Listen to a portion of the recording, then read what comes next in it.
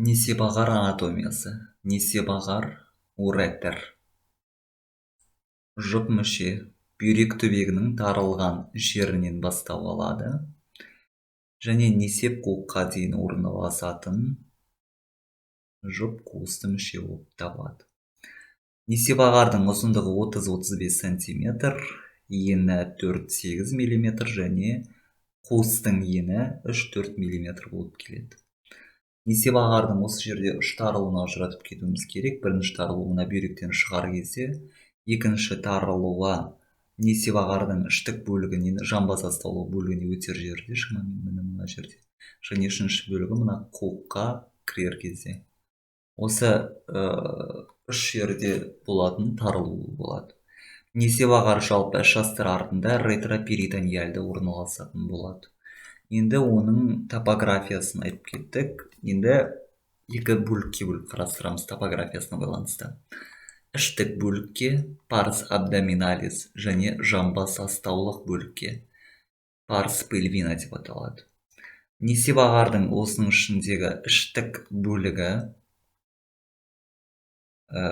парс абдоминалис, белдің үлкен бұлшықеті жатады, білесіздер былай. Вот сол белдің үлкен бұлшық етінің алдыңғы бетінде орналасатын болады.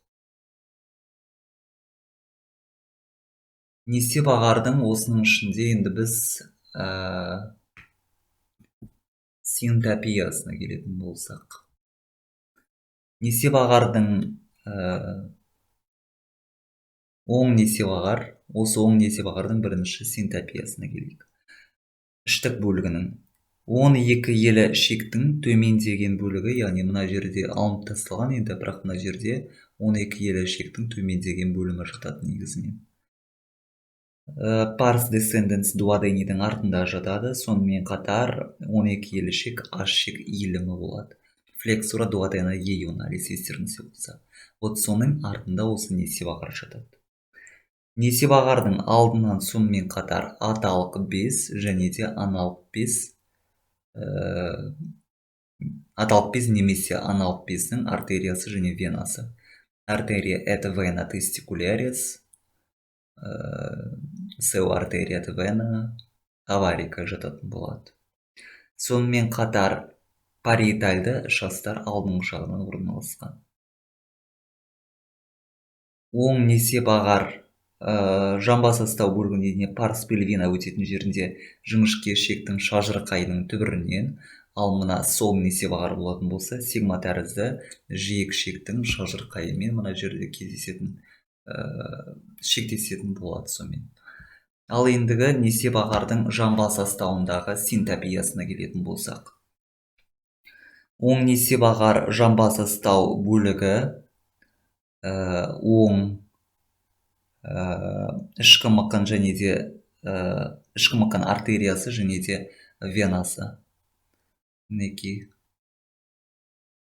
Артерия это вена илиака интернаның алдынан жатады. Сол және мықын, сол жалпы мықын артериясы және венасының также алдынан кесіп өтетін болады. Кіші жамба састауында әрбір несебағар ішкі мықын артериясының алдынан және де жапқыш артерия, мына жерге кететін жапқыш тесікті қамтамасыз етуші қанмен, және де венадан медиальды орналасады негізінен. Сонымен қатар несебағардың жамба састау бөлігіндегі қуысы мына іштік бөлігіне қарағанда тарылған болып келеді.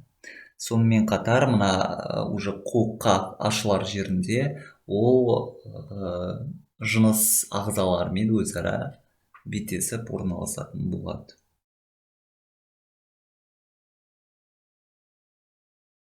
Осы несебағардың мына несеп қуыққа уже жақын ашылатын жерін, яғни несеп қуық қабырғасына 1,5-2 см қиғаш бағытта өтетсе, қабырға ішкі бөлігі парс интрамуралисті түзетін болады. Ішкі құрылысына келетін болсақ, жалпы несебағар 3 қабаттан тұрады, мінекей микроскопиялық бейнесінде. Ол оның шырышты қабаты, туника мукоза. шырышты бездерге өте бай болып келеді және де бойлы қатпарларды түзеді осы жерде. Келесі қабат ол оның бұлшық етті қабаты, мінекей мынау. Туника мускулярис, ол екі түрлі қабаттан тұрады. Ішкі қабаты мынау тұрған циркулярлы қабаттан, яғни стратум циркуляре, және оның сыртындағы, кешіріңіздер, ішкі қабатта бойлық қабаты лонгитудинале стратум, және оның сыртындағы мынау бізде қиғаш қабаты стратум циркуляре. Және де сыртқы дәнекер тіні ол адвентициальды қабаттан тұратын болады. Назарларыңызға рахмет.